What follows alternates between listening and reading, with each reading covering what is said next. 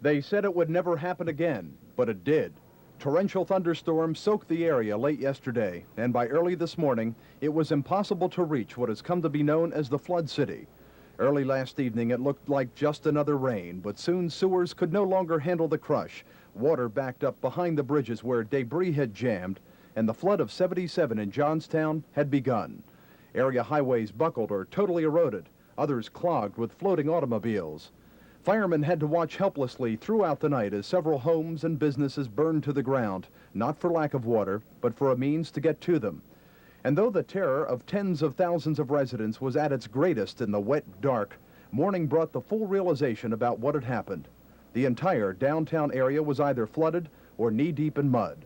Red Cross officials worked quickly, using boats to transfer blood from their disabled refrigerators to a nearby dairy.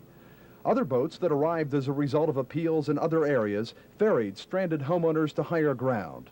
Hospital officials say they were able to maintain basic operations with only 2% of normal electricity, but still, 3 persons died in one facility overnight. The hospital was flooded in the basement. There was no water damage from the first floor up. The water stopped about 4 inches under the first floor, so all the patient areas, diagnostic areas were not affected. It was Johnstown's main shopping area that was hard hit in previous floods, and this year was no exception. But the major problem for merchants and police was mud and the fear of looting. Both state and local police patrolled the sector, and with orders to shoot to kill looters, chased all civilians out of the area. Still, other civilians volunteered their assistance and patrolled with shotguns. But it was not the downtown area that was worst hit. Nearby Hornerstown was still a series of rivers and lakes late today. Residents say at least 3 bodies were taken from the neighborhood.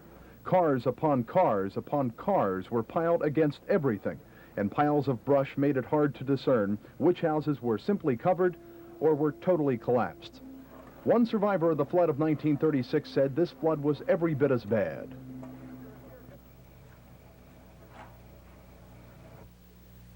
How high? Cars are piled up more. There's more debris, I think, and everything else.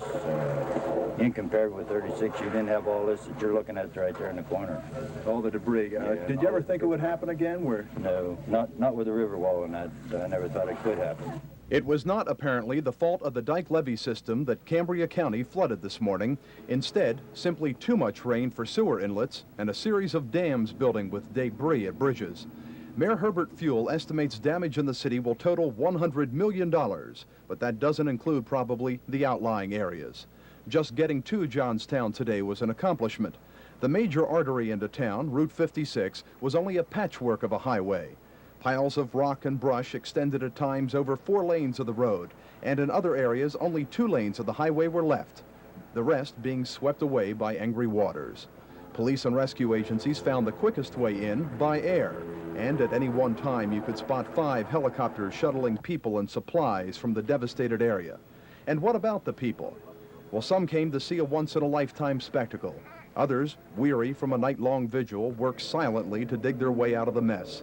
And for the families of those who lost their lives in the flood, it will be a storm and a day never to forget. If you've never seen a flood firsthand, if you've never waded knee or waist deep in mud and water, if you've never seen the agony and despair of the people with their cars piled on top of each other and their homes destroyed, well, there's no way you can imagine it.